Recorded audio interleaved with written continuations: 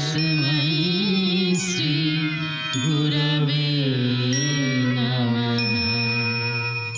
অনন্ত ঐশ্বর্যের ভাণ্ডারী শ্রী ভগবান অশুভ শক্তি বিনাশের জন্য ত্রিতাপ জ্বালায় চর্চরিত আত্মমানবের কাতর আহ্বানে যুগে যুগে মহাপুরুষের বিগ্রহ পরিগ্রহ করে অবতীর্ণ হন ধরাধামে।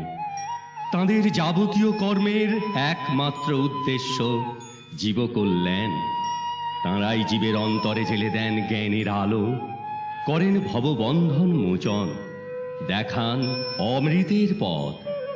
কখনো তাঁর আগমন ঘটে অসি হাতে, কখনো বাঁশি, কখনো বা কণ্ঠে নিয়ে শ্রীনাম।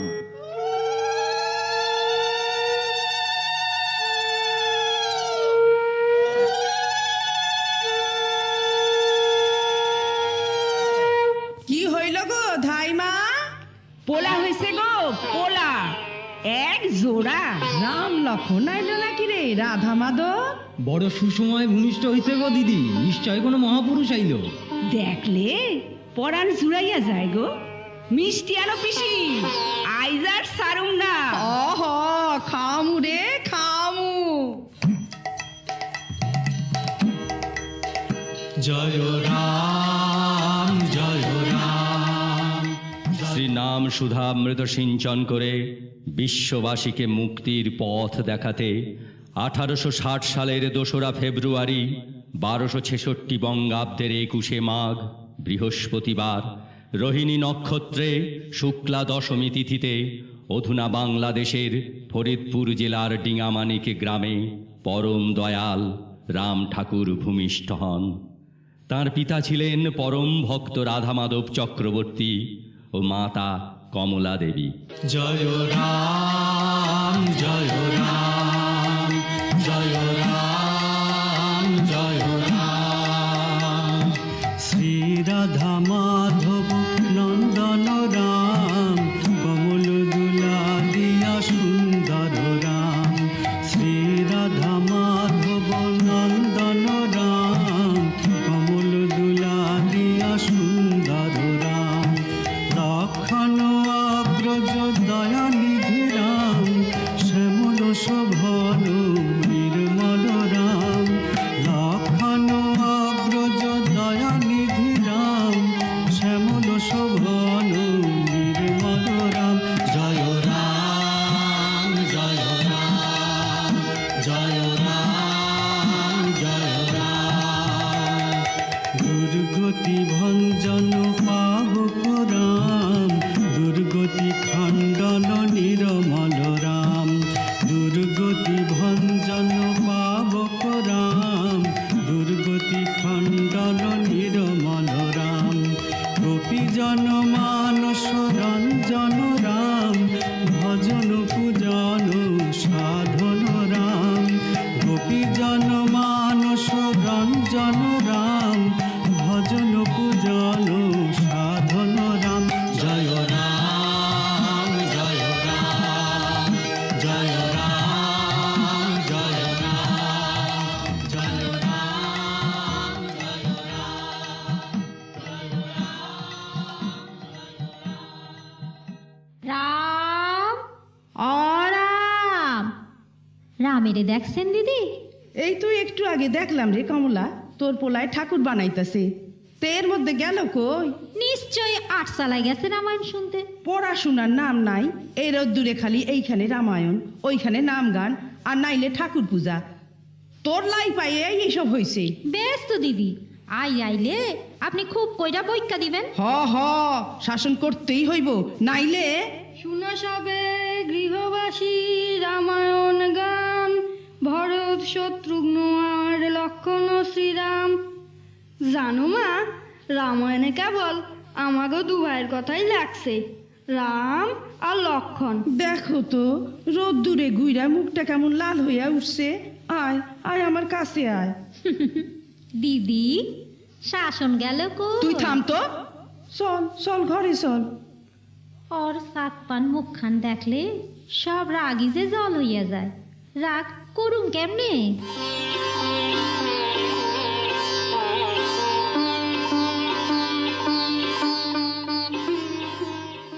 উপনয়নের আগেই অল্প বয়সে শ্রী গুরুর কৃপায় রামচন্দ্র অতীন্দ্রিয় উপায়ে লাভ করেন সিদ্ধ মন্ত্র।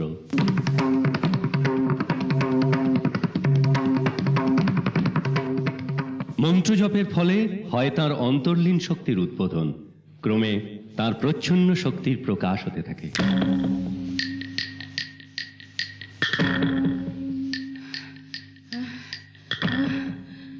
রাম রাম, আমি এই ন্যাড়া পাহাড়ে আর উঠতে পারুম না। পিসি, হ্যাঁ? ওই তো চন্দ্রনাথ, চলো চলো। জয় বাবা চন্দ্রনাথ, জয় বাবা চন্দ্রনাথ, আমার কতদিনের আশা তুই নিয়ে আইলি। তাই বাবার মাথায় আজ 2টা বেল পাতা। এই রে রাম রাম, আমি যে মহা সর্বনাশ করছি। হায় হায় হায় হায়, কি হইব এখন? এত কাহিনী পাহাড়ে উঠা আবার নাইমা যাই কেমনে? আরে আরে, আমি যে বেল পাতা আনতে বুইলা গেছি, বাবার মাথায় এখন আমি দিমু কি রে? এই ন্যাড়া পাহাড়ে বেলপাতা পামু কই এখন? তুই একটা উপায় না করলে আমি এই চন্দ্রনাথ পাহাড় থেকে লাভ দিয়ে আত্মহত্যা করুম। কি বিপদ! আচ্ছা দেখো তো, ওই ফাটলে কি যেন একটা দেখা যায়, দেখো তো ওটা কি? কি দেখো? এই যে ছোট্ট বেল গাছ, এইখানেই শুকনা পাহাড়ে বেল গাছ আইলো কেমনে? চলো চলো, খাড়াইলে চলবো। রাম রাম, তুই মানুষ না রে, তুই মানুষ না, শাপগ্রস্ত দেবতা। আগে পূজা তো দাও, চলো চলো।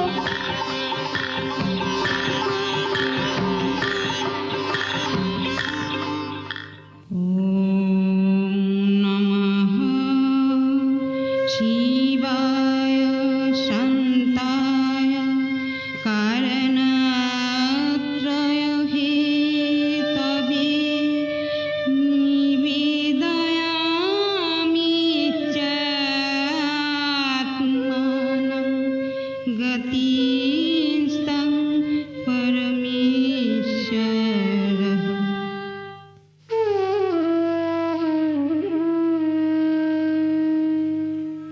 রহস্যঘন এই মহাপুরুষের অলৌকিক জীবন চির রহস্যাবৃত। প্রচার বিমুখ এই সাধকের জীবনের বেশিরভাগ সময়ই কেটেছে লোকচক্ষুর অন্তরালে। সংসার বিভাগী মুক্ত পুরুষ শ্রীরামচন্দ্র পিতৃবিয়োগের পর সবার অলক্ষ্যে একদিন অন্তর্হিত হন ডিঙামানিক থেকে। গুরুদর্শনের তীব্র আকাঙ্ক্ষায় বহু স্থান ঘুরে একদিন উপস্থিত হন কামরূপে দেবী কামাক্ষার মন্দিরে।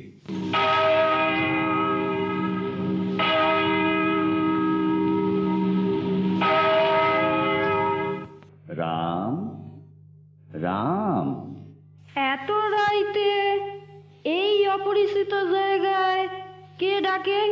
রাম আমার কাছে এসো। প্রজ্বলিত ধুনির সামনে তেজময় বিরাট দেহধারী কি অনঙ্গদেব, নি তো স্বপ্নযোগে আমার এই সিদ্ধ মন্ত্র দিতেন। গুরুদেব, গুরুদেব প্রণাম গ্রহণ করেন। কল্যাণমস্তু, তোমার জন্যই প্রতীক্ষা করছিলাম। আমাকে অনুসরণ করো। শ্রী গুরুর সাথে রামচন্দ্র উপস্থিত হন বশিষ্ঠাশ্রমে। সেখানে কয়েকদিন অতিবাহিত করার পর এক গভীর অরণ্যে প্রবেশ করলেন তাঁরা।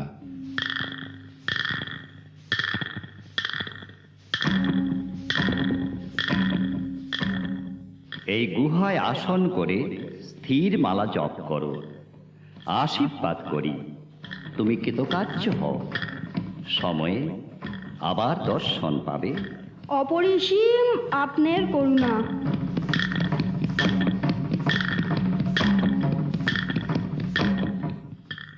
সদ্গুরুর কৃপায় রামচন্দ্র সম্পন্ন করেন দুশ্চর তপস্যা ও নিগূঢ় সাধন ক্রিয়াদি। পরিচিত হন মহাব্রহ্মজ্ঞ পুরুষ রূপে। গুরুর নির্দেশে লোকালয়ে ফিরে আসেন রামচন্দ্র। মাতৃসেবার নিমিত্ত নোয়াখালী ও ফেনীতে কিছুদিন তিনি বিভিন্ন কাজে নিজেকে যুক্ত করেন। কবি নবীনচন্দ্র সেন ফেনীতেই ঠাকুরের কৃপালাভে ধন্য হন।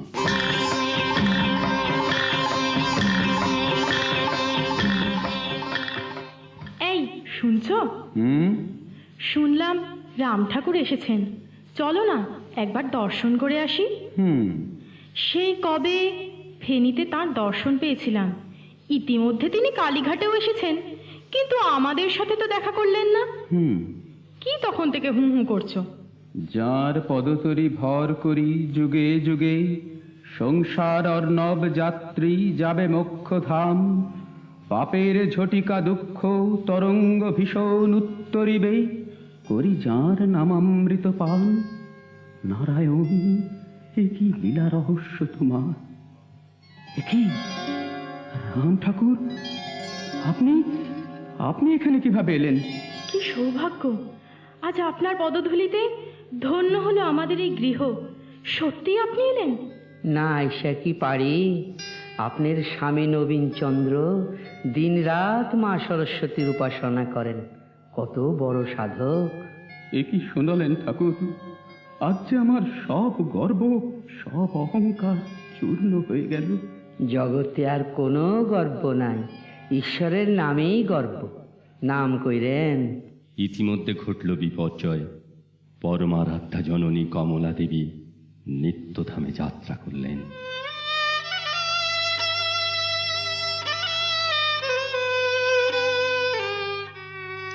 রামচন্দ্র চলে গেলেন লোকচক্ষুর অন্তরালে দীর্ঘদিনের জন্য। এ সময় গুরুর সাথে তিনি রহস্যময় দেবভূমি হিমালয়ের বহু তীর্থ পরিদর্শন করেন, সান্নিধ্য লাভ করেন মহাশক্তি সম্পন্ন সাধকদের। শ্রী গুরুর নির্দেশেই লোকহিতৈষণায় ভক্ত হৃদয়ের অধ্যাত্ম জীবনে পরম দিশারি রূপে আত্মপ্রকাশ করেন দয়াল ঠাকুর শ্রীরামচন্দ্র। জয় রাম, জয় রাম, জয় রাম, জয় রাম। বাবা, আমার বড় ইচ্ছা, আমাকে বীজ মন্ত্র দেন। কেন ললিত বাবু, নাম তো পাইছেন? আগে বাবা, পেয়েছি। কেবল লগে লগে ঘুরবো আর ঢিপ ঢিপ নমস্কার করব, এতে কিছু হইব না। নাম কইরেন, নামই ভগবান। আমার বড় স্বাদ, যদি দয়া করে। আম খাইছেন? আগে বাবা, খেয়েছি। আমের উপরি ভাগে কি থাকে? বাকলা না? হ্যাঁ বাবা। তারপরে মাংস, পরে আঁঠি, সব শেষে শ্বাস। তারপরেও কিছু থাকে? না বাবা। আমার কাছে ওই শ্বাসটুকুই আছে, তাই দিছি। কেবল বোকা উল্লা আর সোনা উল্লা দেখি, করিম উল্লা একজনও দেখি না। আমাকে ক্ষমা করবেন বাবা। দেখেন, মাটি যেমন কঠিন আর বাতাস যেমন শুকনা, তাতে এই অবস্থায় বীজ পুতলে গাছ উঠাইতে অনেকেই পারবো না। তার লাগেই একবার কলম কইরা দিলাম। এবার একটু জল দিলেই গাছ বড় হইয়া তাড়াতাড়ি ফল ধরবো। কি কন শৈলেন বাবু? আগে হ্যাঁ। ওই দেখেন, আপনি তো আবার কীর্তনিয়া, নাম ছাড়া তো কিছুই বোঝেন না। তা এখন একটু নাম হইলে কেমন হয় শৈলেন বাবু? নাম শোনাবার আশায় তো এসেছি, আপনি কৃপা করে অনুমতি দিলে। হ্যাঁ হ্যাঁ, শুরু করেন, শুরু করেন। ভজরে ভজরে মন, ভজরে ভজরে মন, ভজ সত্যনারায়ণ। সাধন দুর্লভ ধন, ভজ মনয়ন ঘন। আমার মন ভজরে।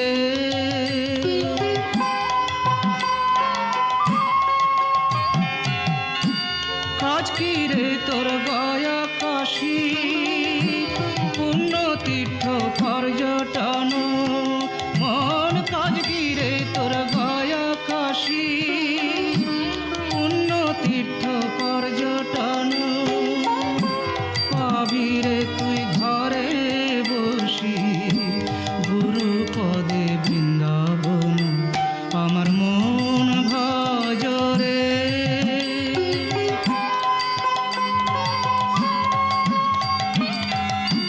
সফল হবে ভবে আশা, মিটে যাবে সকল আশা, মন সফল হবে হবে আশা, মিটে যাবে সকল আশা। পর যদি শ্রীরাম পদে অহমিকা বিসর্জন, আমার মন ভজরে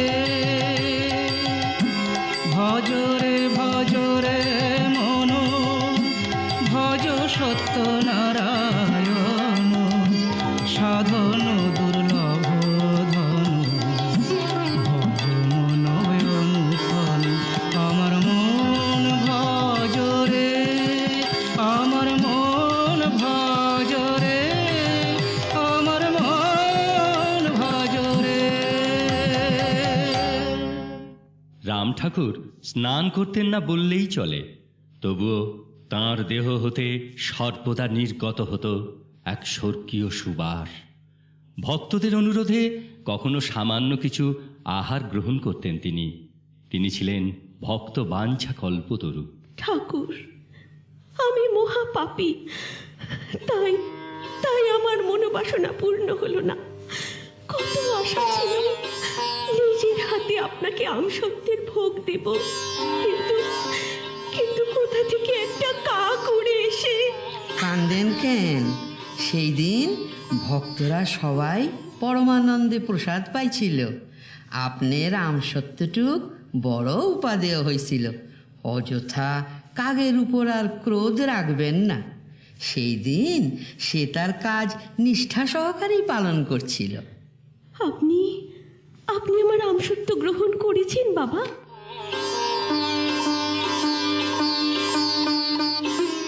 আপনি যত্ন কইরা আমসত্ত্ব বানাইলেন, গ্রহণ না কইরা উপায় আছে? আপনি তো মহাভাগ্যবতী। সেদিন কাকটা আমসত্ত্ব মুখে নিয়ে রোহিণীবাবুর বাসায় গিয়ে ফেলে দেয়। ঠাকুরের নির্দেশে সেই ভোগ আমরা সবাই গ্রহণ করেছি। সন্তানের প্রতি আপনার করুণার শেষ নেই। আশীর্বাদ করুন জীবনের শেষ মুহূর্ত পর্যন্ত যেন আপনার মধুর মূরতি আমার চিরচঞ্চল চিত্তকে আনন্দ সাগরে ডুবিয়ে রাখে। জয় গোবিন্দ, জয় গোবিন্দ। এই ভোরবেলা কর্তাগিন্নি একসঙ্গে? আরে আসুন আসুন। কি ব্যাপার মাধববাবু? ঠাকুর কি এখানে কুঞ্জদা? আশ্চর্য, আপনি জানলেন কি করে? কাল দুপুরে ঠাকুর আমাকে বলেছেন। ঠাকুর কোথায়? আমাদের বাড়িতে। তা কি করে সম্ভব? উনি তো কাল থেকে একবারও ঘরের বাইরে যাননি। তুমি কি তবে ভুল দেখেছো? না, আপনি তো জানেন দাদা, আমার ছেলে দুর্গার মোটর দুর্ঘটনার পর আজ 3 সপ্তাহ কিভাবে কাটছে। কাল দুপুরে ছেলের ঘরে বসে ঠাকুরের কথাই ভাবছিলাম, হঠাৎ দেখি আমার সামনে ঠাকুর। কি বলছেন আপনি? হ্যাঁ, আমি তো হতবাক। ঠাকুর আমাদের এ বাড়ির ঠিকানা জানলেন কি করে? উনি বললেন স্মরণ করলেই বাড়ি চেনা যায়। শুধু তাই নয়, ঠাকুর ছেলের মাথায় হাত বুলিয়ে দিয়ে বললেন, রাস্তায় চলার সময় নাম করতে পারো না, তাহলে তো দুর্ঘটনা ঘটতো না।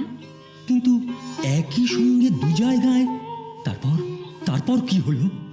ঠাকুর আসার সময় বলেন তিনি আপনার বাড়িতে আছেন।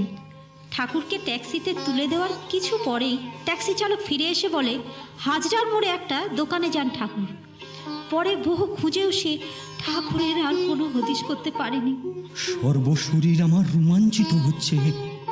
বইতে পড়েছি মহাপুরুষেরা একই সময়ে বিভিন্ন জায়গায় দর্শন দিতে পারেন। বিশ্বাস করতে মনে লাগত। আজ ঠাকুরের কৃপায় সে বিশ্বাস আমার দৃঢ় হলো। বহু জন্মের স্বীকৃতি ছিল, তাই আজ তোমার রাগা চরণে ঠাঁই পেয়েছি ঠাকুর। সার্থক আমার এই মনুষ্য জন্ম। তোমাকে প্রণাম ঠাকুর, 100 কোটি প্রণাম। আমি কি দিয়ে পুজিব চরণ, আমি কেমনে তোমারি করিব বরণ, আমি কি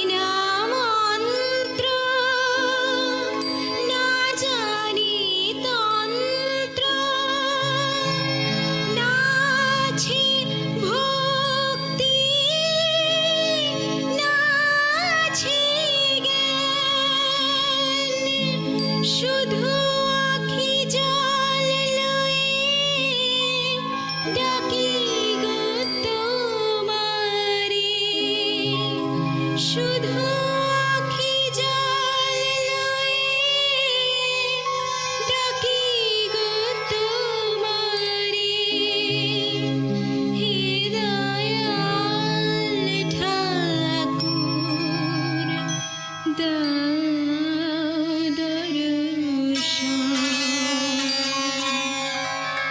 আমি কি দিয়ে পুজিব উরাচরণ। রাম ঠাকুর সর্বদা তাঁর চিত্রপটে বিরাজ করেন। বহু ভক্তই ধন্য হয়েছেন তাঁকে চিত্রপটে দর্শন করে। আবার তাঁর বিনা অনুমতিতে ছবি তুলে বোকা বনেছেন ফটোগ্রাফার। ভক্তের ভগবান, ভক্তের আবদার রক্ষা করতে চিত্রপট থেকে ভোগ গ্রহণ করেছেন, দিয়েছেন উপহার। এত করে বারণ করলাম তবুও তুই কুমড়ো ভাজা খাচ্ছিস। শুনছো? কিছু বলছো? ওই দেখো, কান্না থামিয়ে তোমার ছেলে কেমন মজা করে কুমড়ো ভাজা খাচ্ছে। নিশ্চয়ই তুমি দিয়েছো। আমি দেব? সকাল থেকে পেটের গোলমাল আর আমি দেব ওকে কুমড়ো ভাজা? তবে কে দিল কুমড়ো ভাজা? প্রসাদ তো আগের মতোই চাপা দেওয়া দেখছি। হ্যাঁ রে, তুই কি ঢাকা খুলে কুমড়ো ভাজা নিয়েছিস? না তো। তবে কুমড়ো ভাজা এলো কোথা থেকে? দাদু দিয়েছে। দাদু? দাদু এলো কোথা থেকে?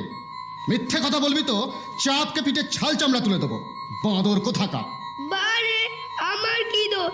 আমি যখন কাঁদছিলাম তখন এই ছবির দাদু এসে আমাকে কুমড়ো ভাজা দিয়ে গেল। ছবির দাদু? জানো মা, কি দারুণ খেতে। ও কি বলছে শুনছো? তুই মহাভাগ্যবান রে, তোর জন্যই আজ পরম দয়াল ছবির ভেতর থেকে প্রকট হয়ে আমাদেরও ধন্য করে গেলেন, ধন্য করে গেলেন রে।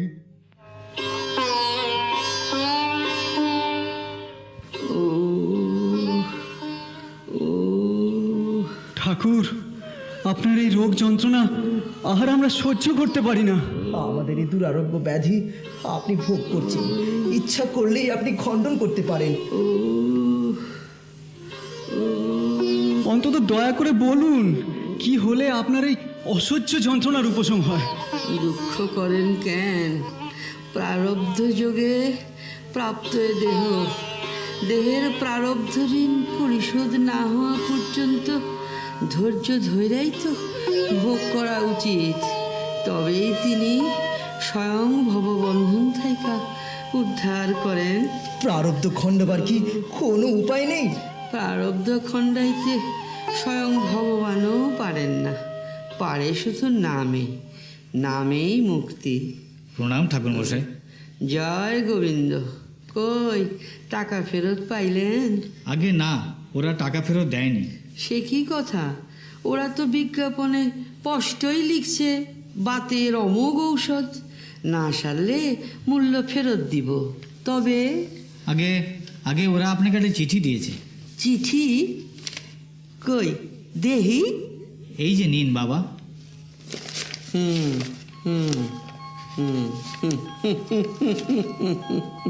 হাসছেন কেন? কি লিখেছে বাবা? কি লিখেছে বাবা? দেখবো? দেখেন দেখেন কি লেখছে। মাননীয় মহাশয়, ভক্তের দুরারোগ্য ব্যাধি যিনি স্বেচ্ছায় গ্রহণ করেন তার অসুখ সারাবার মতো ঔষধ আমাদের জানা নেই। আমাদের ঔষধ সাধারণ মানুষের জন্য, দেবতার জন্য নয়। খারাপ কিছু লেখেনি বাবা। আজ পর্যন্ত আপনার কোন অসুখটা ডাক্তার সারাতে পেরেছে বলুন? হ্যাঁ হ্যাঁ বুঝছি, এইসব টাকা ফেরত না দেওয়ানের ফোন দিয়ে। বেশভূষা আচার আচরণে অত্যন্ত সরল ছিলেন এই যুগন্ধর পুরুষ। সামান্য একটা ধুতি, কাঁধে যজ্ঞ উপবীত আর গলায় তুলসীর মালা, এই ছিল তাঁর নিত্য সঙ্গী। ভক্তের আনন্দেই তিনি হতেন আনন্দিত, সকলেই ছিল তাঁর আপনজন। ভক্তের জন্য তার কল্যাণ চিন্তা ছিল সদা জাগ্রত। আমি বাড়ি থেকে বেরিয়েছি আর অমনি খুলেছে ঠাকুর ঘরের দরজা। কে খুলেছে? কে খুলেছে তালা? আমি খুলেছি গো তালা। তুমি? তুমি কিন্তু কেন খুলেছ? কি জন্য খুলেছ? কোনো সম্পর্ক নেই আমার ওই ঠাকুরের সঙ্গে। গো অমন কথা বলো না গো। কেন বলবো না? লোহার রেলিং ভেঙে খোকা যেদিন নদীতে পড়ে যায় সেদিন কোথায় ছিলেন ঠাকুর? পারলেন কি খোকাকে বাঁচাতে? সবই যে আমাদেরই অদৃষ্ট, আমাদেরই কর্মফল। কর্মফল? কেন? কি অন্যায় আমি করেছি? জাগে, বেরিয়ে এসো ঠাকুর ঘর থেকে, বেরিয়ে এসো, আমি তালা দিয়ে দেব।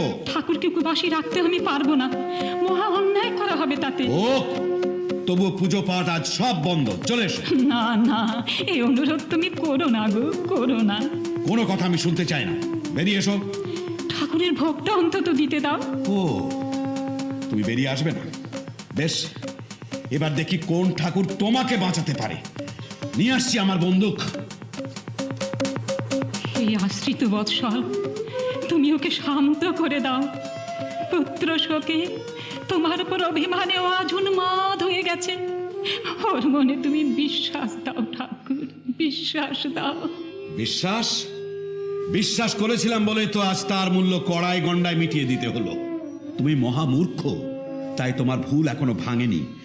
জীবন দিয়ে তোমাকে তা বুঝতে হবে। কৃপাময়, তুমি ওকে কৃপা করো, ওকে তোমার কাছে টেনে নাও। দয়াময়, দয়াময়। বন্ধ করো ওই নাম দয়াময়। কোন দয়াটা উনি করেছেন? তুমি কি মা না রাক্ষসী? প্রস্তুত হও মরবার জন্যে। বউটারে মাইরা ফালাইলেই কি পোলায় ফিরাইব দত্তবাবু? ঠাকুর, ঠাকুর তুমি, তুমি ঠাকুর। উঠেন উঠেন, কান্দেন কেন? কেউ তো মরে না, ঘুইরা ফিরা আবার আসে। ছেলের ঋণ আপনি শোধ করছেন, তাই সে চইলা গেছে। শোকে দুঃখে অভিমানে ও পাগল হয়ে গেছে ঠাকুর, ওকে তুমি কৃপা করো, কৃপা করো। ভগবান কৃপা করলেই নানা ঝামেলা আসে। সংসারের জ্বালা যত বাড়ে ততই ভগবত কৃপাও বাড়ে। ভয় কি, আমি তো লগে লগে আছি। কোন ভরসাটা আপনি দিয়েছেন? সত্যি যদি আপনি অন্তর্যামী, তবে কেন, তবে কেন আজ আমি পুত্রহারা? কেন এ পুত্র শোক? কেন কেন কেন কেন? দেখি দেখি ঠাকুর, ঠাকুর তোমার চোখে কোন স্বর্গীয় দৃষ্টি? তোমার করুণা ধারায় আমার সমস্ত শোক দুঃখ অভিমান সব ভেসে যাচ্ছে। কে তুমি? কে তুমি? হ্যাঁ হ্যাঁ হ্যাঁ ঠাকুর, তুমি তুমি তুমি সৃষ্টি স্থিতি প্রলয়, তোমার মধ্যে বিশ্ব চরাচর। এ ঘোর কলিতে তুমি সত্যনারায়ণ। ঠাকুর, ঠাকুর আমার সব পাপ পুণ্য সুখ দুঃখ ভালো মন্দ জন্ম জন্মান্তরের দেহঋণ পিতৃঋণ মাতৃঋণ সব তোমার রাঙা চরণে আমি অর্পণ করলাম। এ ভার বইবার ক্ষমতা আর কারণ নেই দয়াল, তুমি গ্রহণ করো ঠাকুর, গ্রহণ করে আমাকেও তুমি ধন্য করো ঠাকুর, ধন্য করো, ধন্য করো। তমেব মাতা চ পিতা তমেব, তমেব বন্ধুশ্চ সখা তমেব, তমেব বিদ্যা দ্রবিণং তমেব, তমেব সর্বং মম দেব দেব।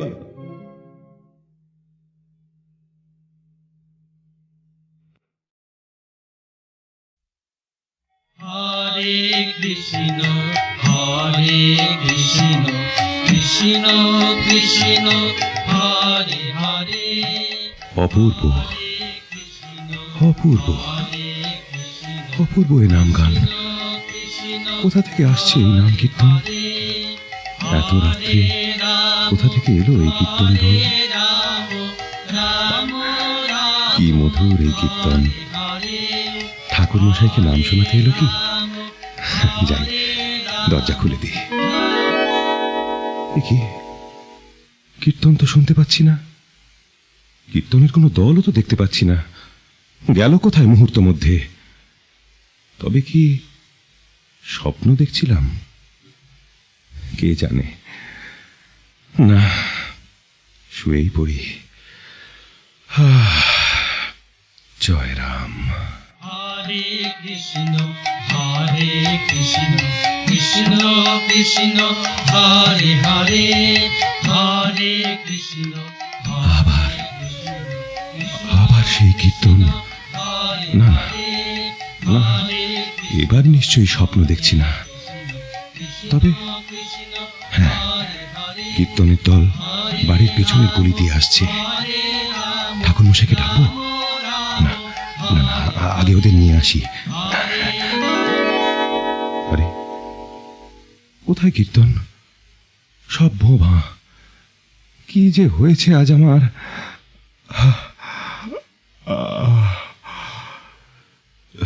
জয় রাম। হরে কৃষ্ণ কৃষ্ণ কৃষ্ণ হরে হরে হরে ওই তো আবার শোনা যাচ্ছে কীর্তন। এ কি অলৌকিক অপার্থিব সুমধুর সঙ্গীত সুধা! মনুষ্য কণ্ঠে এ কীর্তন কি সম্ভব? তবে কি সেই কীর্তন? প্রত্যহ রাত্রে ঠাকুরমশাই এই কীর্তন শুনে ঘুমোতে পারেন না।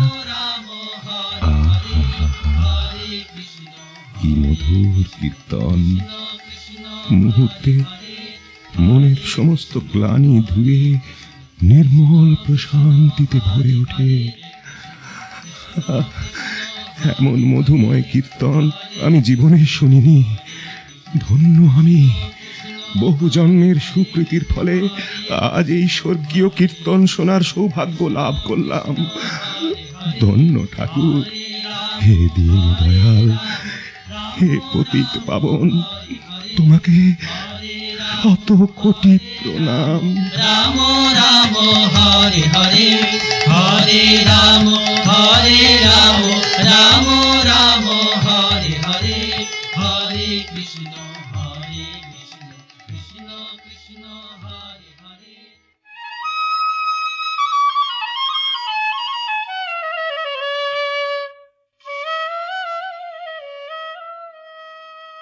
জয় রাম। ঠাকুরমশাই, কাল রাত্রেও কি কীর্তন হয়েছিল? কেন, আপনি শোনেন নাই রোহিণী বাবু? বড়ই মধুর এই কীর্তন। সারা রাত্রিই তো এই কীর্তন শুনি। আপনি শুনতে চাইছিলেন না? হ্যাঁ, অসীম দয়া আপনার অধম সন্তানে।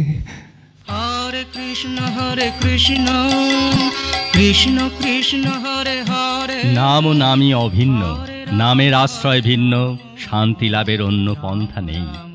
নাম সাধনের জন্য নেই কোনো নিয়ম নিষ্ঠা কঠোরতা, নির্জনে জপ তপের বাধ্যবাধকতা, নেই ইন্দ্রিয় দমনের তাগিদ। জাতি ধর্ম নির্বিশেষে সকলের সমান অধিকার এই নামে। নামের অধীনতা স্বীকার করেই সংসারের কর্তব্য করে যাওয়াই এ যুগের শ্রেষ্ঠ সাধনা। হরে হরে রাম হরে রাম। দিদি এসে গেছেন? না এসে কি আর উপায় আছে? পুজোর তো কেউই কিছু জানে না। আমি ছাড়া পুজোর কাজ নিখুঁতভাবে কে করবে বলো? হ্যাঁ, তা যা বলেছেন। প্রণাম ঠাকুর মশাই। আপনি এইখানে যান, চলে যান। আপনি এখানে থাকেন না, চলে যান। আপনি যদি থাকেন তাইলে আমিই চলে যাব। আপনি চলে যান দিদি, নতুবা ঠাকুরমশাই চলে যাবেন। দয়া করে আপনি এখন যান। ঘর সংসার সব ফেলে ঠাকুরকে নিয়ে আছি তবু। আপনি এখন যান দিদি, আপনি এখন যান। আমি যাচ্ছি। বাড়িতে অসুস্থ স্বামী, তারে পথ্য দেওয়ানের লোক নাই, আর উনি আইছেন ধর্ম করতে। ঘরে বৈশাখ কর্তব্য কর্ম করলেই তো সব পাওয়া যায়। হরে কৃষ্ণ কৃষ্ণ কৃষ্ণ কৃষ্ণ হরে হরে। উৎসবে এসে অতীব আনন্দ পেলাম। বাবা, এবার আমি আসি। জয় গোবিন্দ, সুখে থাকেন, আসেন গিয়া। আবার কবে আপনার দর্শন পাবো জানি না। দুঃখ করেন কেন? আপনার ঘরে যে পট আছে তাতে তো আমি আছি। ওই তাইলে অনর্থক কষ্ট কইরা আর আমার কাছে আসনের কি কাম? অখিল বাবু, দেখেন তো ওই খাটের নিচে এক জোড়া জুতা ছিল না? আপনার জুতো ছাড়া আর তো কোনো জুতো নেই বাবা। ওই জুতা জোড়াই আমারে দেন তো। এই নিন বাবা। সুরেশ্বর বাবু, আপনার জুতা জোড়া তো হারাইছে। আপনি এই জুতাই পায়ে দিয়া যান। এই দারুণ শীতে খালি পায়ে যাইতে পারবেন না। এ আপনি কি বলছেন বাবা? এমন কথা শোনাও যে মহাপাপ। আপনার এই পাদুকা আমি নিত্য পূজা করি। শয়নে স্বপনে যে চরণ আমি ধ্যান করি, সেই চরণ স্পর্শে ধন্য এই পাদুকা। এই পাদুকা আমার মাথায় থাক বাবা, আমার মাথায় থাক। এ কেমন ভক্তি, কেমন ভালোবাসা! আপনি আমারে কেবল মাথায় রাখছেন, আপনার দেহের আর কোনোখানে কি আমি নাই? দিলে সবটাই দিতে হইব। যান গিয়া, গাড়ি চলে যাইব, যান। হরে রাম রাম রাম হরে হরে। ঠাকুরের অলৌকিক ঘটনা সংখ্যাতীত। যদিও তিনি সর্বদা নিজেকে প্রচ্ছন্ন রাখতেন, তবুও প্রায়ই তাঁর বিভূতি সকল প্রকাশ হয়ে পড়ত। শ্যামাচরণের বিবাহের পর ঠাকুর তার শ্বশুরালয়ে যান নববধূ মাতাকে আশীর্বাদ করার জন্য। কিন্তু সকলের স্বনির্বন্ধ অনুরোধ সত্ত্বেও বৈকালিক জলযোগের পর নবপরিণীতা বধূকে শ্বশুরালয়ে রেখেই ঠাকুর শ্যামাচরণকে নিয়ে স্টিমারে ওঠেন। পরদিন সকালে স্টিমার একটা ঘাটে এসে দাঁড়ায়। নেন, এখন প্রসাদ পান। আমার খিদে নেই। রাগ কইরা থাকলে তো পেট ভরবো না। কাল রাতের থাইকা তো উপবাসী আছেন। নেন, প্রসাদ নেন। তিন।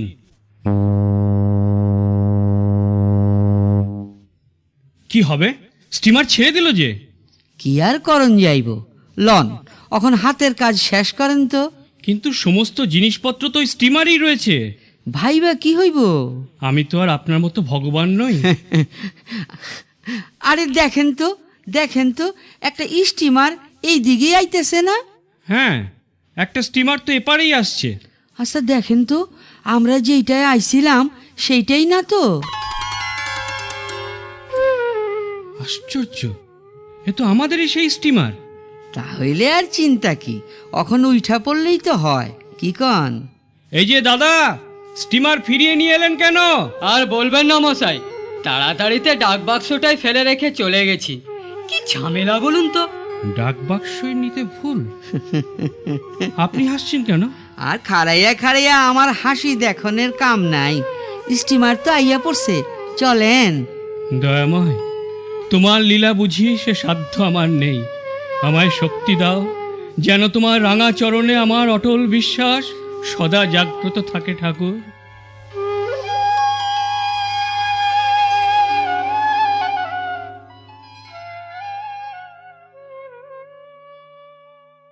কোনো সম্প্রদায় গড়ে তুলে মতবাদ প্রচার করা অথবা শিষ্য সংখ্যা স্ফীত করে আড়ম্বর অনুষ্ঠান করার সম্পূর্ণ বিরোধী ছিলেন ঠাকুর।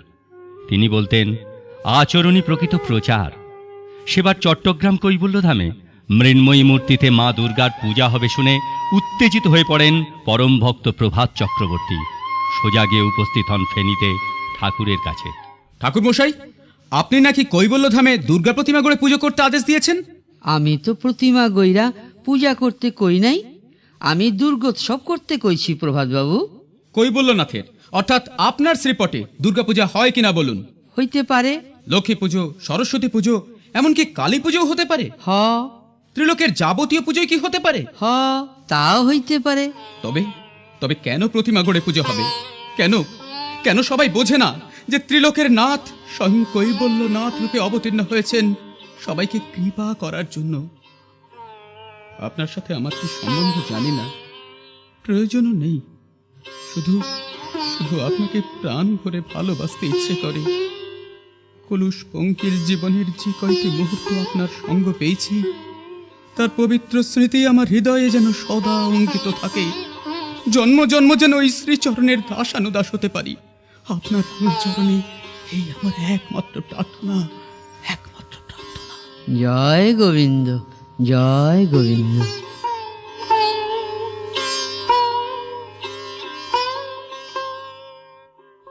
রাম ঠাকুরের পূজায় উৎসবে ছিল না উচ্চ নীচ জাতি ধর্মের বালাই।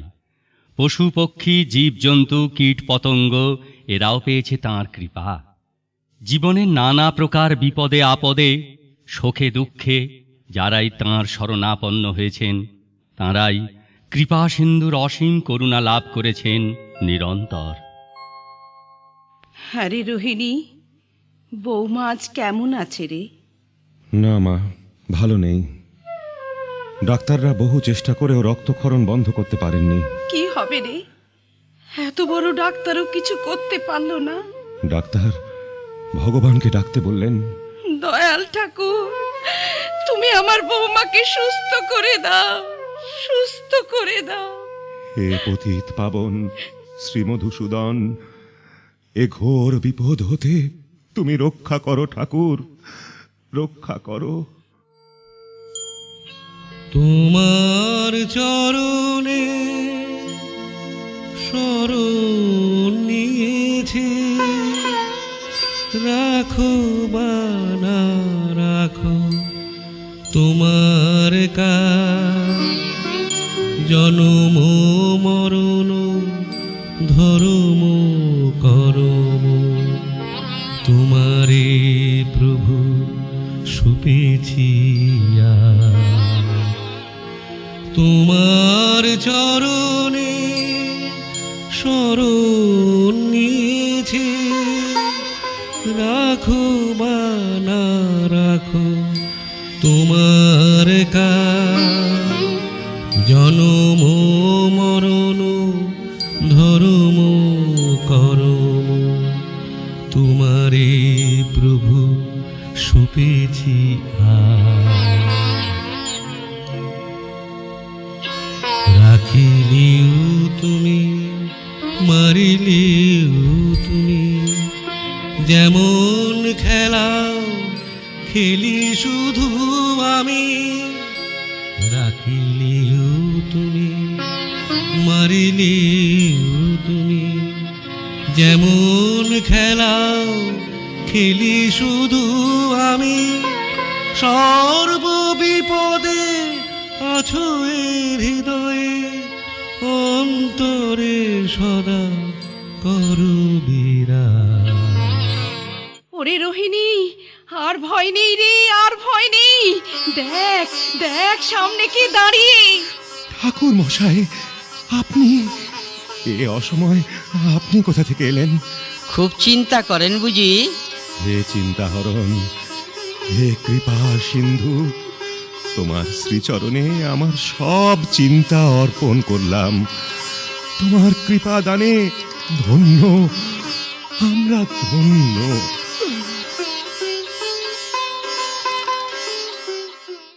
ভক্তের সাথে ভগবানের লীলা খেলা বড়ই মধুর। ভক্তের মঙ্গলের জন্য নানা পরীক্ষার মাধ্যমে তিনি তার প্রিয় সন্তানদের খাঁটি সোনা করে নেন। প্রয়োজনে শক্তিও যোগান উত্তীর্ণ হওয়ার জন্য কঠিন প্রশ্নের করে দেন সহজ মীমাংসা। ঠাকুর সেবার কলিকাতা শ্রীরাম নিবাসে স্বনামধন্য ডাক্তার যতীন্দ্রমোহন দাশগুপ্তের বাড়িতে মা জগদ্ধাত্রীর পূজায় রত। বাবা দশভূজার পটেই তাহলে মা জগদ্ধাত্রীর পূজা করবেন? কি আর করব বলো, কত খুঁজলাম তবু কোথাও মা জগদ্ধাত্রীর একটা পট পাওয়া গেল না। ওইতেই হইব, পূজা শুরু করতেছি, আপনারা এখানে বৈশা নাম করেন। হরে কৃষ্ণ কৃষ্ণ কৃষ্ণ হরে হরে, হরে রাম রাম রাম হরে হরে, হরে কৃষ্ণ কৃষ্ণ শুনছো? কৃষ্ণ ওই দেখো, মা দুর্গার পটের দিকে চেয়ে দেখো।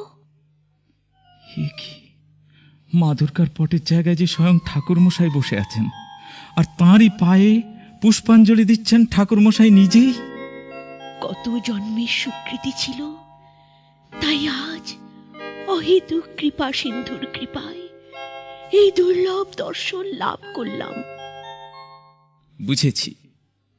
বুঝেছি ঠাকুর, আমার মনের দ্বন্দ্ব ঘোচাতেই এই লীলা তোমার। গত বছর চট্টগ্রাম কৈবল্য ধামে দুর্গোৎসবের সময় থেকে এক অসহ্য মানসিক যন্ত্রণায় ভুগছিলাম জানো। কেন গো, কি হয়েছিল?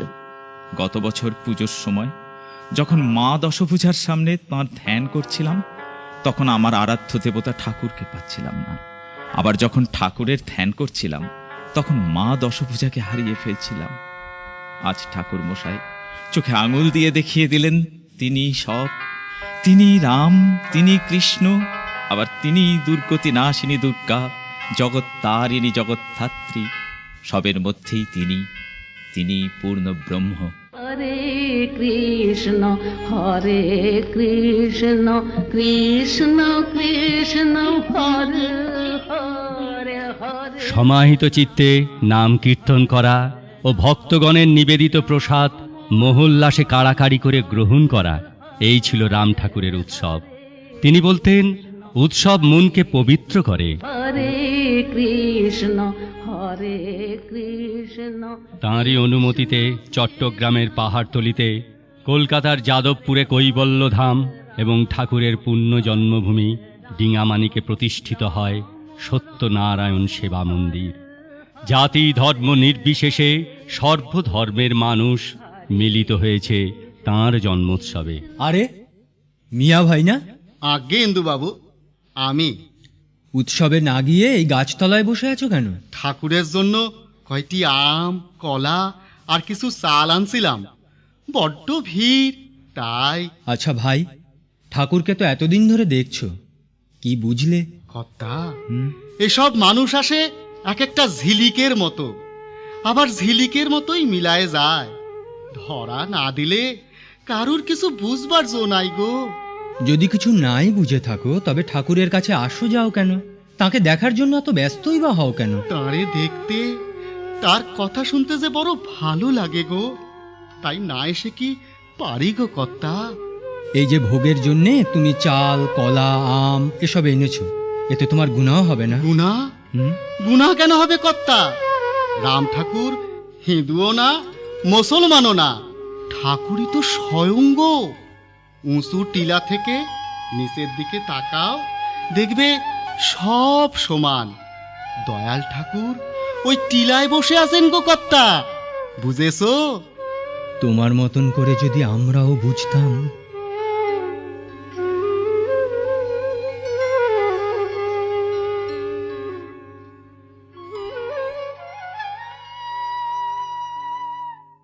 রাম ঠাকুর আর্তজীবের কল্যাণ সাধনের জন্য স্বয়ং সত্যনারায়ণ রূপে অবতীর্ণ হয়েছেন ধরাধামে। তিনি বলতেন, সত্যই পরম ধর্ম, সত্যই পরম গুরু, সত্য বই এ জগতে কিছু নেই, সত্যকে আশ্রয় করে থাকাই জীবের পরম ধর্ম। কলির বন্ধন তাড়ন হতে সত্যই রক্ষা করবেন। বাবা, আজ 3 দিন ধরেই শুনছি সত্যনারায়ণ আবির্ভূত হয়েছেন ওই কুঁজোয়, কিন্তু ওই সাদা দাগ ছাড়া আর তো কিছুই দেখতে পাচ্ছি না।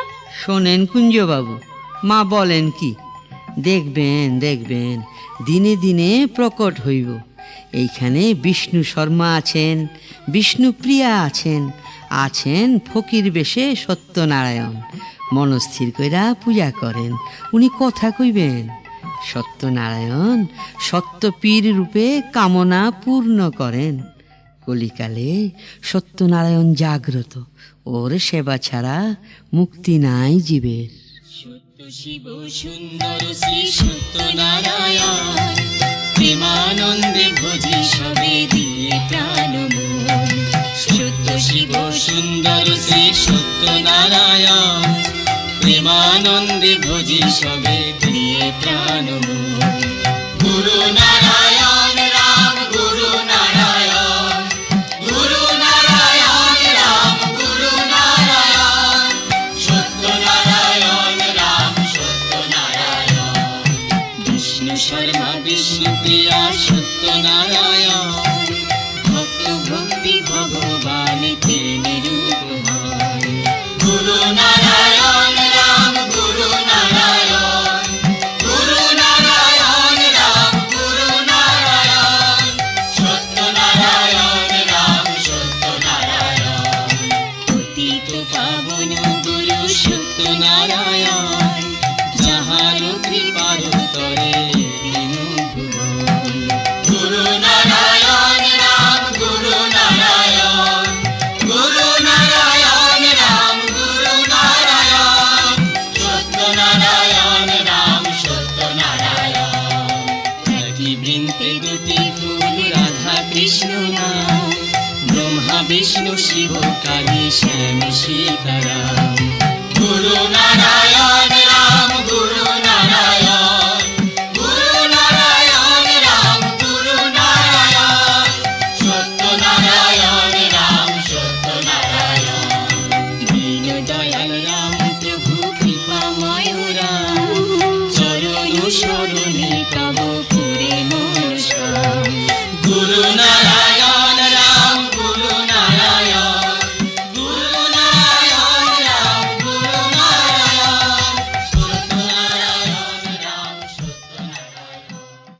জগতের কল্যাণার্থে পরম দয়াল ফেনীর মালাকার বাড়ির প্রাঙ্গণে স্বয়ং উপস্থিত থেকে রাজসূয় যজ্ঞ করান, কিন্তু যজ্ঞের প্রথম দিনেই ঘটে বিপত্তি।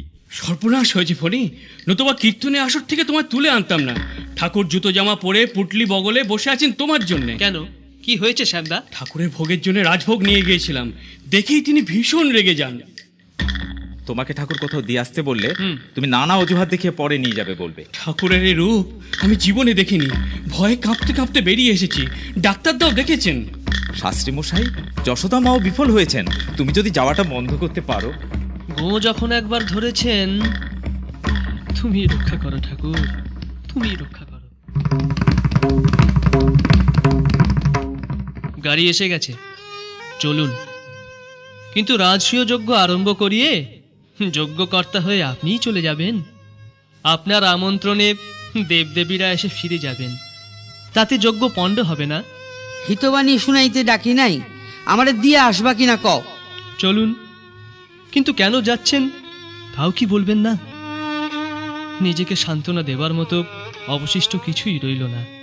আমি উভয় সংকটগ্রস্ত, এখানে আপনার কাছে ধমক খাই আর বাইরে খাই উত্তম মধ্যম। আপনাকে পৌঁছে দিয়ে আমি আর ফিরব না। খাড়াও, দেখো, শিয়াল বিড়াল কুকুর সকলে প্রসাদ পায়, আমি এত অধম, আমার ভাগ্যে এতটুক প্রসাদও জুটে না। আমারে কতগুলি চব্য চুষ্য লেজ্জ পেয় উপাদেয় খাদ্য দিয়া উপহাস করছে। উপহাস নয় ঠাকুর, উপহাস নয়। রাজসূয় যজ্ঞানন্দের আতিশয্যে কি দিতে কি দিয়েছে সে বোধ তাদের ছিল না। তারা অনুতাপে চোখের জলে ভাসছে। আমাদের অজ্ঞানকৃত অপরাধ দয়া করে ক্ষমা করুন। প্রসাদ গ্রহণ করে সকলকে কিছুটা শান্তি দিন। প্রসাদ নিয়ে গেলে তোমরা সকলে শান্তি পাইবা? না পাই, তবু প্রসাদ নিয়ে চলুন।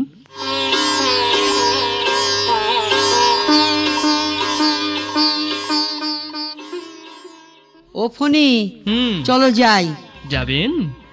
কিন্তু গতকাল আপনি শ্যামদাকে বললেন রাত 3:50 পর সময় খারাপ, সেই জন্য তার আগেই রাজসূয় যজ্ঞ আরম্ভ করার আদেশ দিলেন। আর জেনে শুনে আমরা আপনাকে অমঙ্গলের মুখে ঠেলে দিই কেমন করে ঠাকুর? তুমি কইছিলে না উভয় সংকট, এখন দেখি আমারও তা। সুতরাং সংকট মোচনের লাইগা না যাওয়াই বাঞ্ছনীয়, কি কও? জয় রাম, জয় রাম, জয় রাম। ডাক্তার নীলরতন সরকার মুখ গম্ভীর করে চলে গেলেন। বৌদি কেমন আছে ডাক্তারদা? ভালো নয় রে। পূর্ণ গাঙ্গুলির বাড়িতে রাম ঠাকুর এসেছেন। শুনছো শুনছো? কি হয়েছে? ঠাকুর এসেছেন, আমাকে একটু নিয়ে যাবে? তোমার হার্ট অত্যন্ত দুর্বল, নড়াচড়া করলে বিপদ হতে পারে। ওগো, গুরু দর্শনে যেতে পথে মৃত্যুও ভালো। কিন্তু তুমি না করো না, একবার তার পদধূলি নিতে দাও। ঠাকুর, তোমার ইচ্ছাই পূর্ণ হোক। জয় রাম। আয় তোরে, এই যে চেয়ারে করে ওকে পূর্ণদার বাড়ি নিয়ে যাই। আস্তে আস্তে, হ্যাঁ সাবধান, দেখিস দেখিস দেখিস, সামনে সামনে সিঁড়ি। আসুন দাদা, দেখে নামুন। হ্যাঁ হ্যাঁ, ঠিক আছে। ওই তো আমার নয়ন ভোলানো ঠাকুর। জয় রাম, আমায় নামিয়ে দাও, আমি ঠাকুরের কাছে যাব। ঠাকুর ঠাকুর ঠাকুর। কে বলবে একটু আগে ওই রোগীকে সলতে করে গ্লুকোজ খাওয়ানো হচ্ছিল।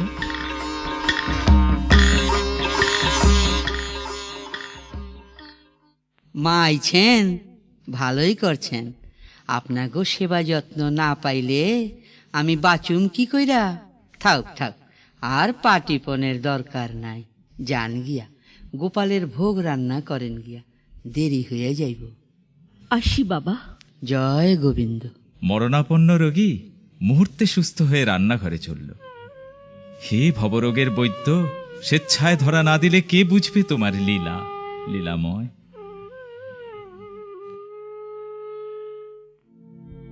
ওম নমঃ श्रीरामचन्द्राय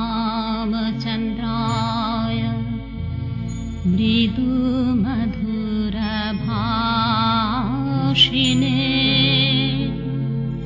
सौम्या शान्तवताराय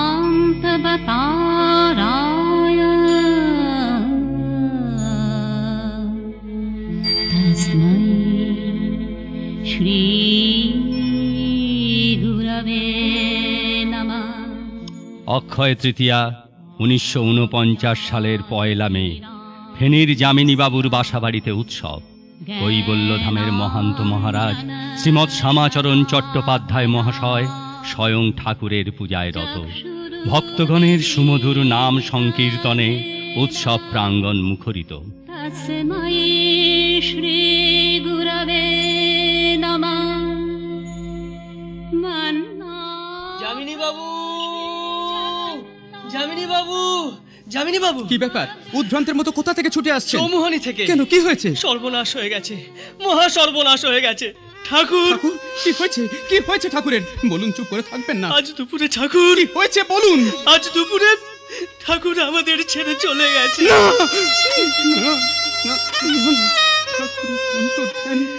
না না না, হতে পারে না। কেমন করে এই তৃষিত মরুভূমিতে আমরা থাকবো? কে আমাদের শোনাবে অমৃত কণ্ঠে সেই বেদবাণী?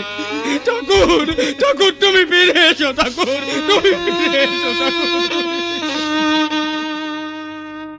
সেদিন মধ্যাহ্নে চৌমুহনীতে অগণিত ভক্তের প্রাণের ঠাকুর সত্যের অবতার শ্রীরামচন্দ্র 90 বৎসর বয়সে অমৃতলোকে যাত্রা করেছেন।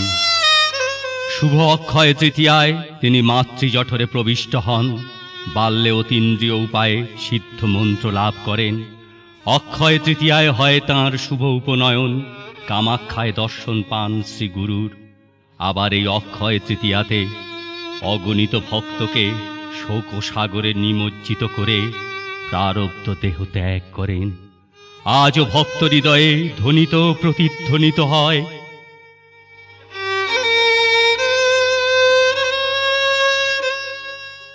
এই দেহটাই তো নশ্বর, এইটার প্রতি মমতা করলে দুঃখ পাইতে হয়।